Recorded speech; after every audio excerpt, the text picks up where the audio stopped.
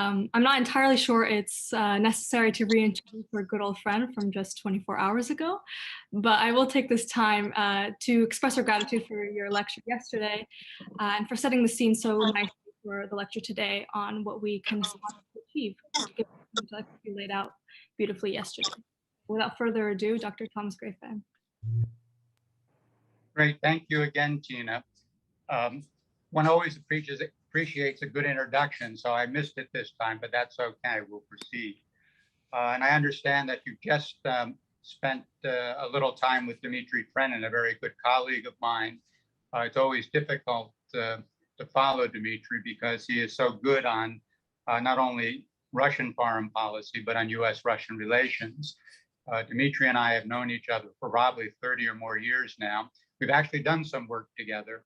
And some of the thoughts that I'm going to express today are ones that the two of us first wrote down in an article that appeared last year called A New Model for US-Russian Relations. But where we left the discussion yesterday was on the point that the rivalry between the United States and Russia is systemic. It's not a matter of some misunderstanding. It's not a matter of the personal idiosyncrasies of various leaders. It really is a rivalry that is grounded in history, in different views of how the world should function, in different visions of what each country's role on the global stage should be.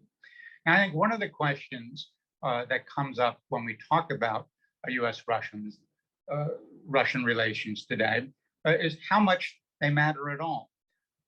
If you look at the most recent national security guidance, or at least the guidelines that the Biden administration issued back in March of this year, it's clearly the focus of the Biden administration is China. China is the strategic competitor, the long-term challenge to the United States across all dimensions of power, whether it be military, technological, commercial, diplomatic, cultural, and so forth.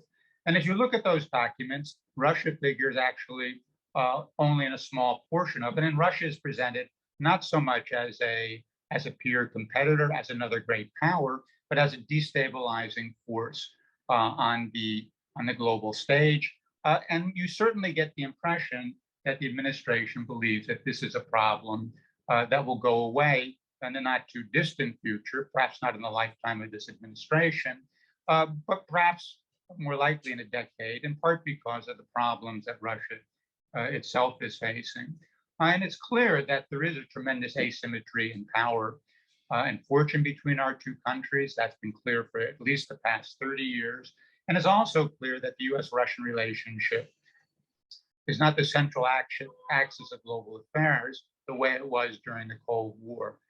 The US-China relationship has occupied that central position in global affairs today.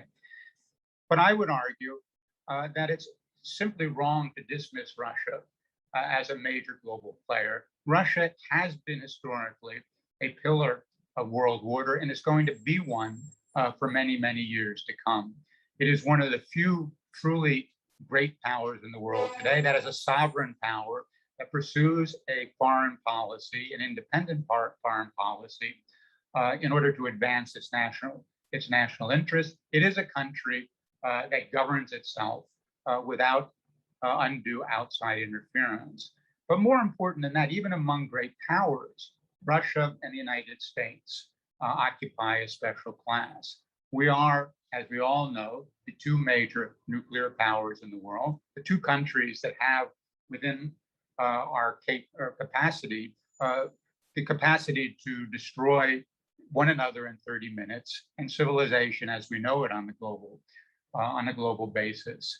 In addition, we are the two countries with the largest natural endowments in the world, countries that are perhaps better situated to withstand breakdown in globalization over the next several years or decades, because we're the two countries that can pretend to something that's close to self-sufficiency.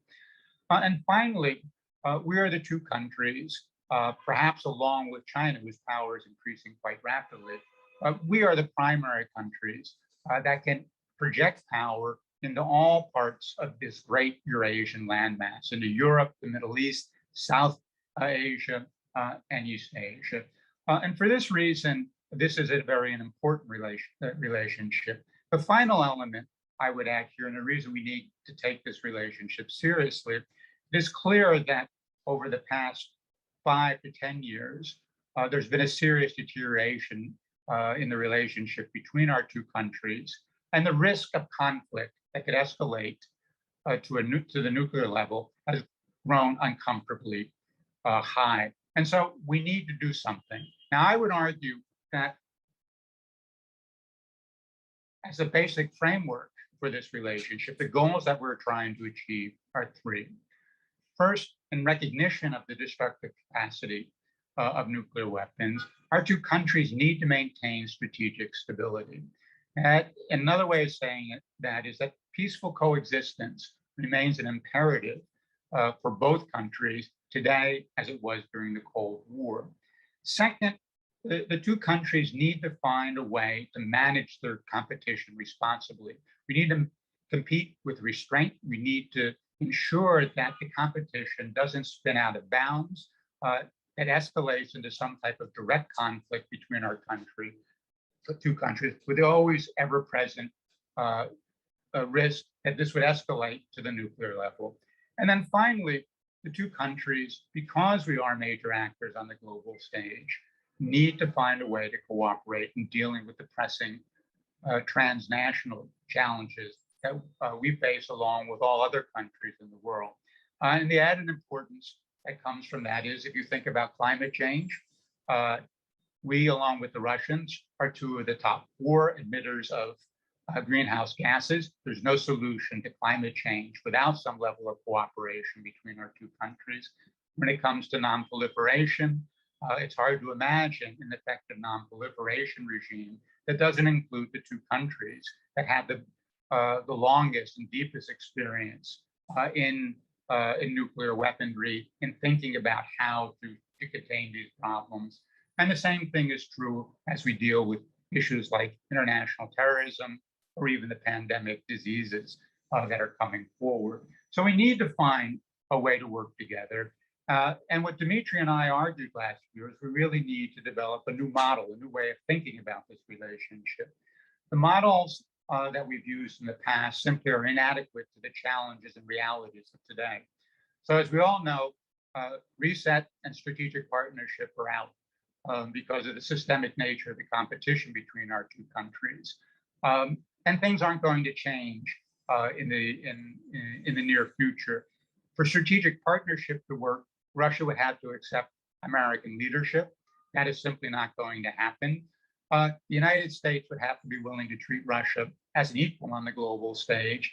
And it's clear that the United States is not prepared to do that because, in fact, from the Washington standpoint, these two countries are not equal in their capabilities. Other people have talked about a balance of power system, looking back at the 19th century in Europe. I think this is an idea that takes into account the continuing rivalry between our two countries. But the problem with that model with regard to the present day is that the international system today, if it reflects the balance of power system in Europe, it reflects it in the late 19th and early 20th century. That is when the balance of power system was finally coming under tremendous stress. The challenge that a rising Germany posed to the ruling hegemon in that time, the United States, paralleled by the rising challenge that China is posing to the United States on the global stage today. And we all know how the breakdown of the balance of power system in the early 20th century ended in Europe. The final model that people talk about, I think, is perhaps more applicable to the current situation with the necessary adaptations, and that is detente. The policy that the United States and Russia, as the Soviet Union, pursued in the 1970s for about 5 or 6 years in total. A way of working together that did reinforce strategic stability, did lessen the degree of competition between the two countries. The cooperation on global issues was somewhat less, in part because there weren't a lot of global issues that we had to deal with together at that time. Now, you have to adapt it, that model to the current period, because as I said, Russia and the United States no longer are the central axis in global affairs. The United States and China are. But perhaps more important is that the world of the 1970s was genuinely bipolar, with a few sort of exceptions on the side, China being the most important one. The world today is multipolar, or polycentric, as the Russians like to say, and it's also globalized, it's interconnected. And that creates a different environment in which we're going to conduct the US-Russian relationship. First, if you think about polycentrism and the interconnectedness of the system, what this means is that the relationship between the United States and Russia is no longer bipolar. It's no longer a zero-sum competition, because the United States and Russia each has to take into account the reactions of other sort of major powers on the global stage, other centers of influence and power, as they conduct the relationship between themselves. And this need to take into account other major powers necessarily introduces an element of restraint in the competition between the United States and Russia. The second, and I think this is, fundamental and critical when we think about how we're going to move forward in this relationship, is that the bilateral relationship can no longer be the central or the sole aspect of our relationship. Because the world is no longer bipolar, the relationship and the way we conduct our relationship has to be embedded in a broader multilateral framework. And the way Dmitry and I propose going forward is to think in terms of the creation of what we call ad hoc coalitions that are necessary to deal with specific problems that are not only on the US-Russia agenda, but on the agenda of a number of other countries. And what you need to do is to bring together all those countries, a very limited number of those, that have a real bearing on how a problem can be resolved.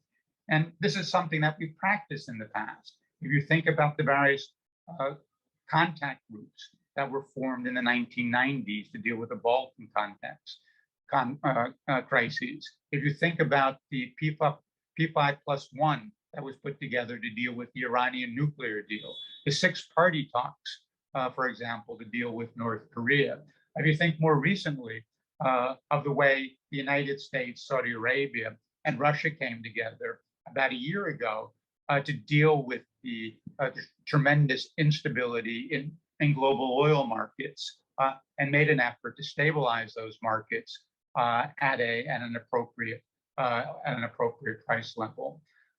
So these ad hoc coalitions, I think, recognize the reality of the world today, and they also recognize that the very few issues that the United States and Russia can resolve between themselves. And it seems to me that the way forward in this relationship is to multiply these multilateral fora, and do that in a way that deals with not only some of the issues that I've already talked about, but more broadly about strategic stability and about regional architecture and regional problems. So if we think creatively, obviously, we need at some point to build a Russia, US, China trilateral dialogue to deal with strategic stability. I think both Moscow and the United States recognize that. The challenge is going to be to bring Beijing on board, in part because Beijing believes that its own nuclear arsenal is so much smaller than that of the United States and Russia, that it doesn't want to engage and doesn't want to lock itself into an inferior position. But I think there are ways that we can do this if we break out the actual strategic nuclear weapons from the broader issues of strategic stability, which include intermediate range ballistic missiles, space weapons, missile defense, and so forth, cyberspace, cyber weapons, areas where China is not, if not the equal of the United States and Russia at this point, is certainly rapidly catching up.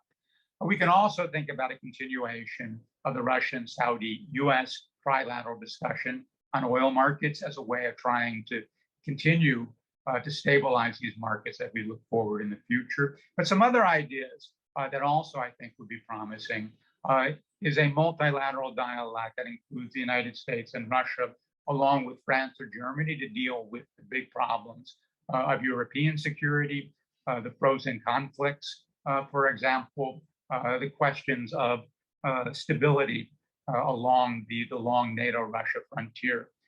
We could also think about a Russia-US-Israeli trilateral to deal with the problems of the Middle East, Iran, but also more broadly, a bunch of regional issues. And this would build on a very, I think, important dialogue that these three countries held a couple of years ago in order to, again, try to develop some sort of common understanding of how to deal with the unfolding crisis in Syria at that time.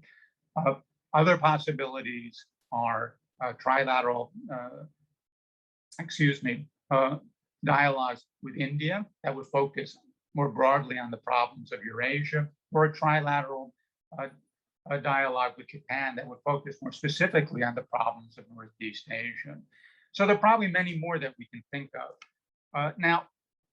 Ideally, these are dialogues that will be conducted between the governments at an official level. But I think we all recognize that many of these dialogues are not ripe for discussion at the official level at this point. And here's the place where the expert communities come in. I think it's possible to bring together experts from these various countries in appropriate fora to begin the discussion, to bring together people who are a bit freer in the way they can express themselves and think more creatively, and then people who are locked into bureaucratic position, official positions can at this point. And indeed, we see that a number of these are underway already. I have participated in the past year in the Russia-India, US trilateral, a Russia-Japan-US trilateral, preparing to participate in a US-EU-Russia trilateral sometime in the fall. So these are important developments. And if we think about it and we work in this direction, the way we're going to stabilize and make this relationship more predictable, the way we're going to restrain competition and develop cooperation on transnational issues where we need to, is to think of this relationship as a network of multilateral reinforcing fora that mitigate the asymmetries in the relationship between the United States and Russia, enrich discussions by bringing in other voices that have important things to say on particular issues, and then also helping to ensure that any decisions that we make can be enacted in the real world, because the important countries, the necessary countries, are in it in discussions from the very beginning. And we've created something that may be called a public-private partnership for the advancement of stability and predictability in US-Russian relations. So that is the broad model. That, of course, leaves open the question of exactly what we're going to do, what the concrete policy should be. Now, here I want to take a step back and talk a little bit about the three readings I gave you. One's by Mike McFall, Victoria Newland, and myself on the US-Russian relationship, and point out what I think is a fundamental divide within the expert community at this point, and something that we can discuss in the remainder of this session.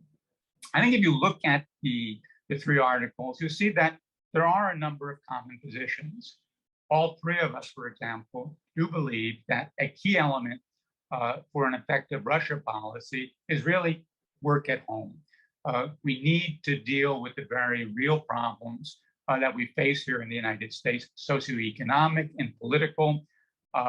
We need to revive the economy. We need to deal with our social issues. The issue of systemic racism has become particularly prominent at this point. We need to find a way to to overcome this profound polarization that has existed in the United States for the past several years and seems to be sharpening in the current period. And all this is a way of beginning to rebuild the United States so that we can project ourselves on the global stage in a much more appealing and attractive fashion than we have over the past several years. The three of us, Mike McFaul, Toria Nuland, and I also believe that a key element of the relationship with Russia should be working on strategic stability. We all supported in one way or another the extension of the New START agreement to allow some time for Russia and the United States to sit down and develop a new concept for strategic stability that takes into account the radical changes in the strategic landscape of the past decade, but also lays the basis perhaps for a future arms control regime that will reinforce strategic stability going into the future. So there are areas of common interest, but I think the real divide comes when we deal with the areas of competition, the areas where it's hard to see the United States and Russia coming to agreement in the very near term. Now, I would put McFaul and Nuland on one side, myself on the other side. I think if you look at the McFaul and Nuland articles, their key point is that the fundamental problem in the relationship emerges from the nature of the Russian regime, specifically from President Putin himself. And they don't see any significant improvement in the relationship without change in Russia itself. So they're looking for, in a word or in a phrase, regime change. No confidence that that's something that will happen in the near term, but a very firm belief that without regime change, sometime in the future, we're not going to be able to put this relationship on a more constructive and enduring track. If you think about the way they talk about interacting with the Russians, to the extent they talk about negotiations, it's really negotiations not to resolve problems so much, it's really negotiations over the terms of Russia's capitulation. They don't suggest that the United States is prepared to compromise, whether it be on the Ukrainian issue, Belarus, Syria, you name it.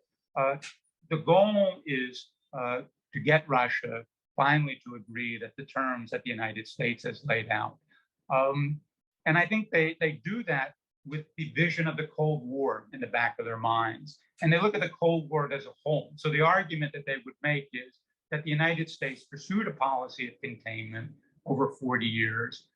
That strategic patience allowed for the inner workings of the Soviet regime, the dysfunction of the Soviet regime, eventually to come to the surface, lead to a systemic crisis in the Soviet Union that ultimately resulted in its collapse, and the triumph of the United States in the Cold War. And that's the type of policy they are proposing going forward. Contain Russia and contain it for as long as we need to for the necessary changes to occur in Russia to allow for the type of the relationship that we would like to see. I approach this from a significantly different position. And I don't believe that the problem is simply Putin or simply the regime. As I argued yesterday, I think the problem is systemic. And the problem, to put it in a word, is Russia in one way or another, that this is a fundamentally competitive relationship. I don't think that we have the ability to change what happens inside Russia. I don't think that we have the ability to change the way Russia thinks about its national interest. And so we need to deal with Russia as it is and as it's going to be over the foreseeable future. A policy of containment doesn't work, and it certainly doesn't work in an interconnected, globalized world when big countries like China and India are not prepared to follow our lead. And when I think of negotiation, I think that negotiation ought to be an effort to try to resolve outstanding differences. It ought to be an effort to, at a minimum, if we can't resolve the problems, to reduce the tensions in order to reduce the risk that we're going to wind up in a conflict that neither side truly wants. And so the questions we ought to be asking when we deal with Russia are the following. We need to ask, what is Russia trying to do? What is Russia's interest in this matter? The analogous question of ourselves, what are we trying to do? What is our interest? And then two similar questions to both sides. That is, what can Russia bring to bear on a specific issue at hand, and what can we bring to bear on a specific issue? And then we take this all together, and that leads to the fifth question. What is it possible to do at the current moment that advances American national interest? Now, as I said, this is not necessarily an effort to reach an ultimate resolution of the problem at hand, but it is a matter of negotiating, finding compromises that lead to incremental advantages, incremental steps forward in the pursuit of American national interest that can accumulate over time and eventually get us to a different place. But it's also a posture that recognizes that we won't be able to do that unless Russia also believes that it is making some sort of incremental advantage, incremental gain in the pursuit of its own national interests. So we need, at each stage along the way, to be able to satisfy the minimal security requirements of each side if we're going to have an enduring settlement, if we're going to be able to continue the negotiations over various issues. Now, if we think more specifically about what needs to be done, what grows out of this approach to U.S.-Russian relations, I would argue that there are three immediate steps that we need to take to reduce the tension in relations, some of which, or I think all of which, have been undertaken by the Biden administration along with Putin at the summit in Geneva. Not fully, but at least partially. So we have the agreement on the extension of New START and the launching of strategic stability talks in the very near future. We have the agreement that we're going to talk about cybersecurity, and that will inevitably get into the questions of interference in the domestic affairs of each other. And then finally, we need to restore diplomatic relations as a way of conducting a broader and more successful relationship. And we've taken the initial step in doing that by allowing the two ambassadors to return to their posts in Washington and Moscow, although the larger question of restaffing the embassies for a more intense diplomatic engagement is yet to be agreed. Now, the one point I would sort of underscore here is that when we talk about diplomatic engagement, we're not talking about a return to business as usual. A charge is often made by those who oppose closer diplomatic contact with the United States. We're not engaging in diplomacy in part because we're trying to build a partnership with Russia. We understand that the relationship is one of rivalry, which we're trying to manage. In addition, restoration of diplomatic engagement without any significant changes in Russia's posture is not, I would argue, a reward for bad behavior on the part of the Russians. It's really a recognition that the United States can advance its own interests only through diplomatic dialogue, that we need to have a greater understanding of how Russia defines its own national interest. We need to have a better understanding of where Russia puts its red lines. We need to have a better understanding of how Russia thinks about the challenges it faces going forward, if we're going to avoid the types of miscommunications and misperceptions that turn tensions and crises into military conflicts. Okay, so those are the immediate steps, and we're moving in that direction. The larger question then becomes, how do we deal with the big issues that are out there? To name some of them, obviously we have a range of regional issues in the Arctic, Europe, the Middle East, and East Asia to begin with. The Arctic, I think, is a fairly straightforward problem at this point. There's been good cooperation between Russia and the United States and other members of the Arctic Council in dealing with the environmental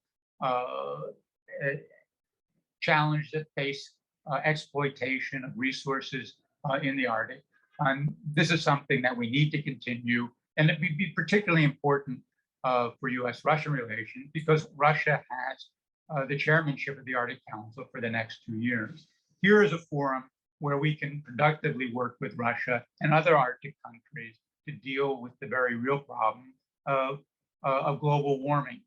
The ice cap, as we know, is, excuse me,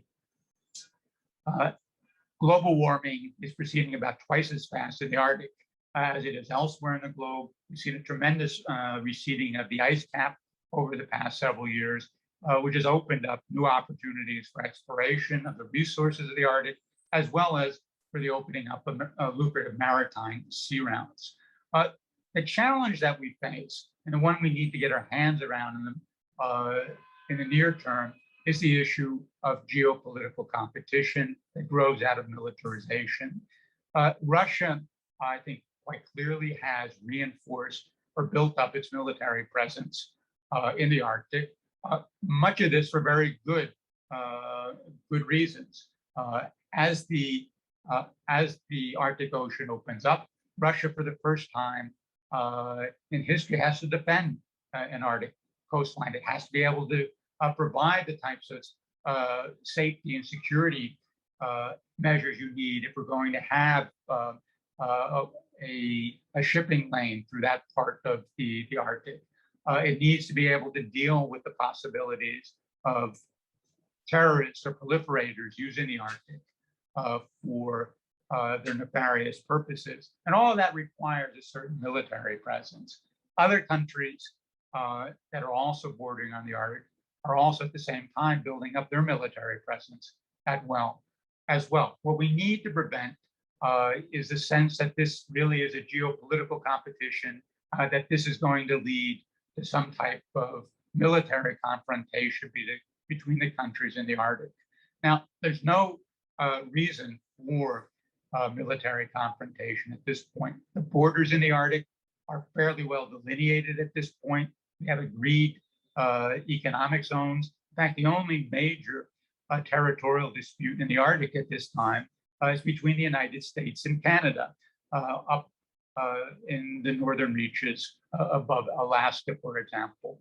The other possible point of tension as the sea routes begin to open up is the northern sea route.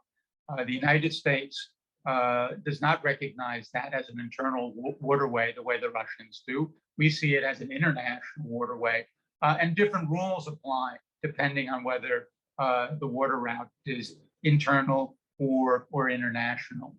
Now, this could lead to some sort of confrontation, but the only point I would make here is we have a similar dispute with Canada over the Northwest Passage through Canada. And we ought to be able to find a reasonable way of dealing with this in the near term while we try to sort out the differences between our countries. So the Arctic, I think, is an area where cooperation is possible, and an area where obviously multilateral engagement is going to be necessary. Europe is a somewhat more complex problem. We have to deal with frozen conflicts. We have to deal with the issue of reduction of tensions along the NATO-Russia frontier. Here, as I've already indicated, I think a formal and informal dialogue among the United States, Russia, Japan, and Germany would perhaps be useful in trying to think through how we deal with these issues. This has been the format, in fact, if not in sort of formal structures that we've used to try to manage the Ukraine conflict over the past seven years. Obviously, when we deal with a specific country like Ukraine or Georgia or Kosovo, those actual countries ought to need to participate in the dialogue as well. These are not issues that can be resolved over their heads.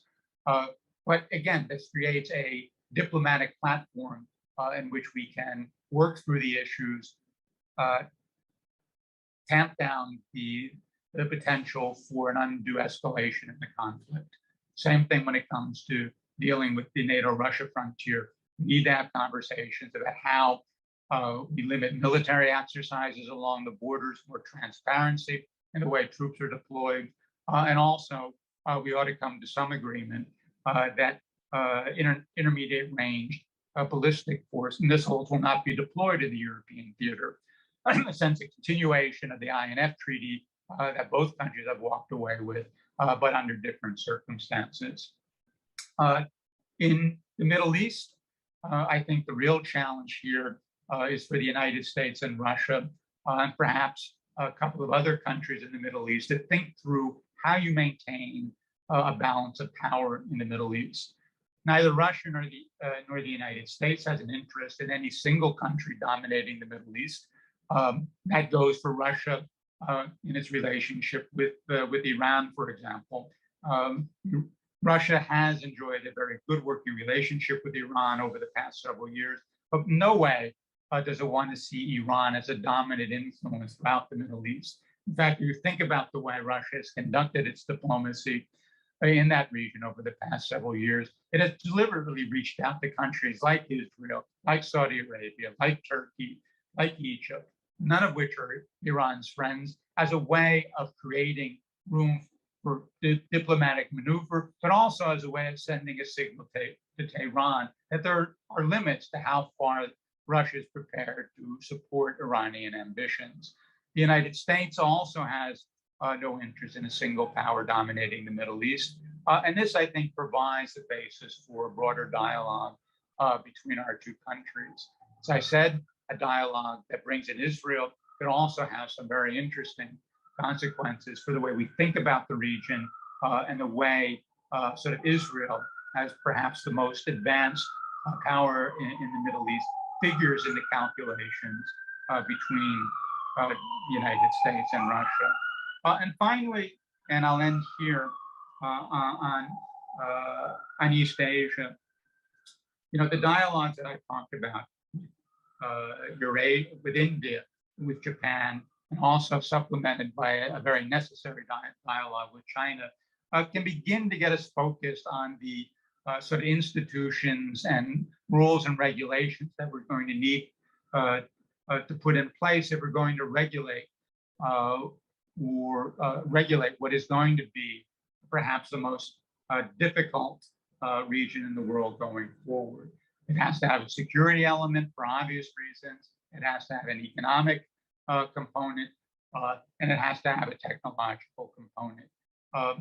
But we're not going to be able to solve this, obviously, through a US-Russia dialogue. Only by bringing in the key powers of the region is there a chance that we'll be able to stabilize this relationship going forward. So that, I think, is a very brief overview of the nature of the relationship, a way that we can structure it in order to advance what I think are, again, the three critical goals of this relationship. And that is, one, maintaining strategic stability. Two, is conducting our competition with restraint and with responsibility. And then finding openings for the cooperation we need with these emerging global challenges. So with that, let me stop, and I'm more than happy to entertain your questions, your criticisms, and so forth.